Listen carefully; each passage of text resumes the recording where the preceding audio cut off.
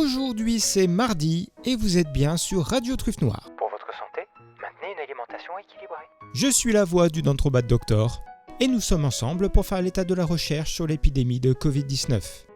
Bienvenue à tous sur l'écho des labos. Fail de la semaine. On a vu passer cette semaine beaucoup de posts alarmistes. Venant d'anonymes ou de nos habituels désinformateurs. D'articles remplis d'approximations et contre-vérités, de tweets virulents mais complètement creux sur l'action des vaccins ARNM sur nos cellules. Tellement que plutôt que d'en citer un en particulier, on a préféré vous mettre de la ressource documentaire sur le sujet en général. Alors, attention, on va ici beaucoup vulgariser parce que c'est effectivement très compliqué à comprendre. Même la docteure qui a de solides bases a dû se refaire expliquer des trucs plusieurs fois par des collègues. Le principe de ce vaccin, c'est, grosso modo, d'utiliser nos cellules pour entraîner le système immunitaire. Le vaccin va apporter de l'ARN, non pas de la totalité du virus, mais de certaines de ses protéines de surface, les plus caractéristiques Pour éviter les confusions, et les plus stables. histoire que l'immunité soit pérenne, même en cas de mutation du virus. Nos cellules vont lire cet ARN et fabriquer ces protéines. A noter que, bien entendu, non liées au virus, celles-ci sont parfaitement inoffensives. Le système immunitaire va réagir et attaquer ces protéines qu'il découvre tout à coup en grand nombre sous son nez. Ce faisant, par phagocytose et la présentation Certaines cellules spécialisées, dites dendritiques, intègrent des morceaux de pathogènes et les montrent aux lymphocytes T pour qu'ils apprennent que ce sont les ennemis qu'il faut attaquer. le corps construit une immunité. La production de protéines s'arrête lorsque toutes les cellules auxquelles l'ARN a été donné meurent, soit de mort naturelle, soit par réaction immunitaire. Vous pouvez trouver sur le blog du collectif Covid-19 Fédération le billet du docteur Suchet, qui explique tout ça bien mieux que moi. Donc, non, ça ne va pas modifier votre ADN, ça ne va pas changer la manière dont vos cellules fabriquent leurs protéines à long terme ou à grande échelle, et non. Et j'en reviens pas de devoir dire ça.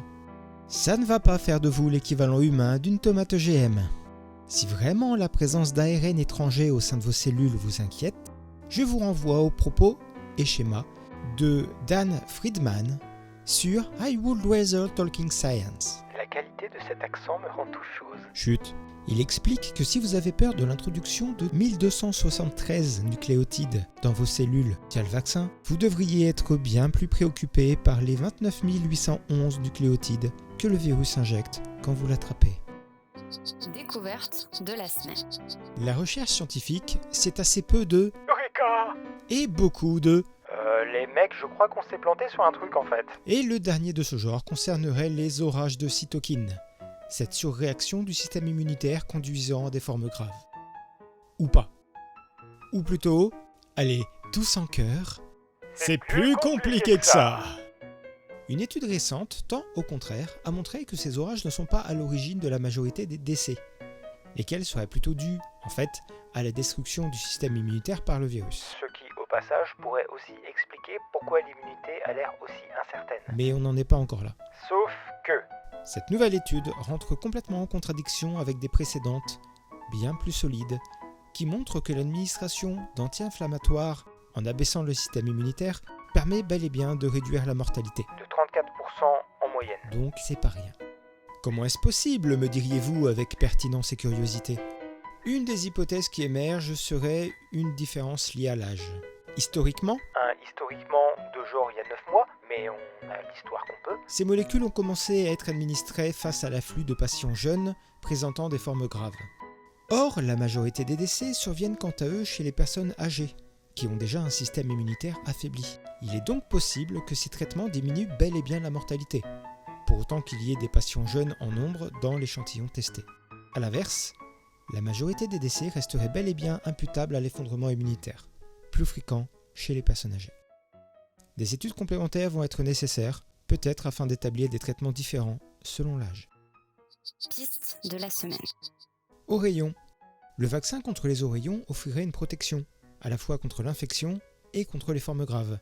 L'étude qui s'est penchée sur le sujet révèle plusieurs choses intéressantes et intrigantes. Tout d'abord, cela pourrait expliquer le cas, toujours pas élucidé, des enfants, puisqu'ils sont proches de leur date d'injection. Une première vers 1 an et une secondes entre 4 et 6 ans. Ensuite, cet effet n'a pas été retrouvé ni avec la rougeole, ni avec la rubéole, vaccin pourtant généralement injecté en même temps. Et on ignore pourquoi. De nombreux adultes n'étant pas immunisés contre les oreillons, cela pourrait être une piste intéressante, à faible coût et peu risquée, Ce vaccin étant particulièrement bien connu, qui cumulerait plusieurs actions de prévention en une seule. Vaccin. En plus de sa bonne efficacité pour prévenir l'infection, le vaccin Moderna contre le Covid permettrait également de limiter les formes graves, pour ceux qui l'attrapent malgré tout. Les nouvelles données annoncées pour les 196 cas de Covid dans la cohorte Moderna 185 dans le groupe placebo et 11 dans le groupe vacciné, montrent que toutes les formes graves de la maladie 30 cas, ont eu lieu dans le groupe placebo. La déclaration à ce sujet les résultats consolidés ne sont disponibles pour l'instant que jusqu'au 95e cas. est disponible en anglais sur le site de businesstoday.in. Impasse de la semaine. Recherche française. Alors, soyons clairs, la science n'est pas un sport de combat. C'est un sport d'endurance. On peut être en concurrence avec des confrères pour découvrir le truc le premier ou pour obtenir l'accès à des équipements, mais on n'a pas d'adversaire en science. Ou alors c'est que quelque chose ne tourne pas rond. Si vous faites une vraie découverte, tout le monde y gagne. La recherche y gagne, la science y gagne. Quand vous fraudez, abusez de la confiance de vos confrères ou trichez avec la méthode pour servir vos intérêts propres, tout le monde y perd. De fait, nous sommes tristes de voir les sceptiques et vulgarisateurs britanniques décerner cette année leur Rusty Razor Une récompense pour le pire promoteur de pseudosciences de l'année, au directeur de l'IHU de Marseille. même si c'est parfaitement justifié. Je suis triste parce que je n'aime pas l'idée que la recherche de mon pays soit célèbre pour ses ratés. Parce qu'on n'avait vraiment pas besoin de ça, et parce que ça fait toujours moyennement plaisir que les spécialistes des autres pays du monde se foutent de votre gueule. Mais surtout, je suis triste parce qu'ils ont raison. Que ces ratés existent et qu'on ait permis qu'une telle chose se produise est une faute collective. Une faute de la manière dont on finance et organise la recherche. Une faute des institutions de contrôle, parce qu'il y avait déjà moult signaux d'alerte. Une faute politique, parce que, comme dans d'autres domaines en France, à force de jamais vouloir faire de vagues, on se prend le tsunami dans la tronche. Cette info n'est pas nouvelle, mais j'ai hésité un moment à savoir comment la traiter, et je pense que le prisme le plus pertinent est celui-ci. Personne ne gagne jamais face au déni de science. Mauvaise nouvelle de la semaine. Troisième vague. Après la réouverture sous conditions de certains commerces, les courbes de contamination ont arrêté de descendre et stagnent. Avec les fêtes approchant, une reprise est crainte et le gouvernement se prépare déjà à une potentielle troisième vague en janvier. Anniversaire. 2 semaines après l'anniversaire du premier cas historique identifié de Covid, 17 novembre 2019, même si les données montrent qu'il y a probablement eu d'autres cas plus tôt, le bilan est lourd. On approche des 65,5 millions de cas dans le monde, pour plus d'1,5 million de morts. À l'échelle mondiale, le nombre de cas continue de progresser chaque jour et on comptait encore plus de 678 000 nouveaux cas pour près de 12 500 morts pour la seule journée d'avant-hier. Bonne nouvelle de la semaine. Vaccin. L'organisation concrète de la campagne commence à se dessiner. Si vous voulez savoir quand il pourrait être disponible et pour qui, voici ce qui est prévu à l'heure actuelle. phase 1, Concernera les résidents en EHPAD ou tout autre type d'hébergement collectif pour personnes âgées, les personnels qui s'occupent d'eux ainsi que les soignants des secteurs à risque, réanimation principalement. phase 2, Se concentrera sur les plus de 75 ans, les personnes de 65 à 74 ans présentant des facteurs de risque, ainsi que 2 catégories de personnel soignant, les plus de 50 ans et les porteurs de comorbidités. phase 3, Étendra le vaccin à tous les plus de 50 ans et tous les personnels soignants, ainsi qu'aux personnes de moins de 50 ans étant à risque de par leur état de santé. phase 4, Se concentrera sur les personnes exposées par leur métier, on peut penser aux enseignants, et sur les personnes vulnérables, comme les SDF. phase 5, Généralisation à toute la population majeure. Qu'est-ce que putain de quoi? Il y en a qui osent tout, mais j'avoue que trafiquer des courbes INSEE pour ensuite menacer de procès ceux qui disent que vous avez trafiqué des courbes INSEE, on nous l'avait encore jamais faite. Cette magnifique démonstration qu'il ne faut jamais douter de l'imagination humaine est due au médecin Peter L. Baz, qui entend prouver qu'il n'y a aucune deuxième vague en effaçant la courbe des morts sur Paint. En tout cas, c'est l'impression que ça donne. On en parle sur le groupe avec le collectif. Mais pour le coup, c'était pas bien difficile à vérifier, puisque les courbes INSEE sont publiques et qu'il suffit de quelques clics pour aller vérifier. L'individu n'en est pas à son coup d'essai. Un très bon résumé sur la page de Dilfio. Et on attend le prochain épisode, Et notre assignation au tribunal, donc, selon ses dires. avec intérêt. Et fatigue, aussi. Un peu, en vrai. Point méthode de la semaine. Interagir avec un vulgarisateur, mode d'emploi. Depuis quelque temps, on a constaté qu'il y a des bonnes habitudes qui se perdaient, les vulgarisateurs étant particulièrement sollicités en cette période d'incertitude, et c'est bien normal, c'est notre rôle. Voici quelques éléments pour profiter au mieux de l'expertise et du temps qu'on met à votre service, sans user ni moi ni mes collègues, jusqu'à la corde. Soyez conscient du temps. Le travail qu'on vous propose prend du temps, beaucoup de temps.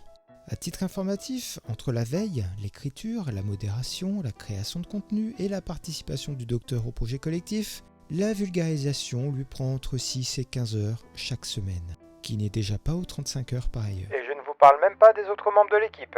Donc, privilégiez les commentaires plutôt que les MP pour poser vos questions. Que le travail de réponse profite à un maximum de personnes. Évitez les énormes pavés.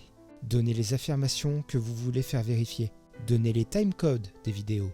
Et ne postez pas de liens sans introduire un peu de quoi il est question et ce qu'il faut y chercher ou trier comme info. S'il vous plaît. Soyez réglo. On sait que ça vous énerve quand des gens débarquent balançant des insanités sans réserve et sans preuve, insultent la personne qui bosse et celles qui la suivent. Mais vous n'aidez personne en vous mettant à leur niveau. Restez poli, mais ferme. Exigez des preuves et donnez les vôtres. Et si quelqu'un dépasse les bornes, signalez. La modération est là pour ça. Oh oui. Parlez-nous comme à des gens et non comme à un moteur de recherche. Il arrive régulièrement qu'on reçoive des messages constitués simplement de liens dans les boîtes personnelles, ou avec un simple « Alors ?» ou même un « comme texte d'accompagnement. Cela paraît donc évident, mais pensez à nous écrire comme à de vraies personnes.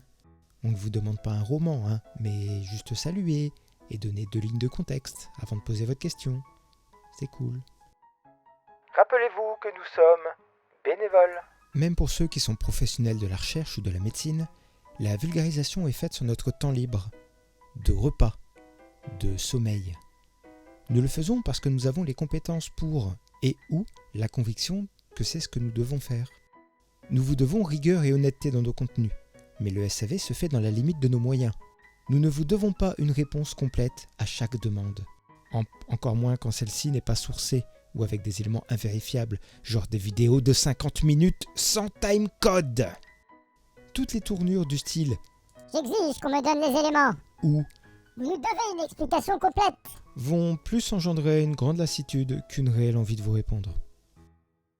Souvenez-vous qu'ici, c'est pas le Far West. Nous sommes ravis de vous accueillir chez nous et de répondre aux questions que vous vous posez. Mais si vous posez vos godasses boueuses sur la table, menacez les autres convives et insultez la cuisinière parce que le thé n'est pas à votre goût, vous allez prendre la porte. Nous sommes des gens de science, mais on ne rechigne pas à la pelle quand il faut. Et pour le respect de tous, parfois, il faut. En espérant avoir pu apporter un peu de lumière dans le chaos ambiant, je rends l'antenne. Et on y retourne la semaine prochaine, car l'épidémie ne se termine pas avec la réouverture des PIMKI. En attendant, prenez soin de vous. Abonne-toi, clique sur la cloche. Et des chercheurs qui bossent dur. Et, autant que possible, restez chez vous. Bisous.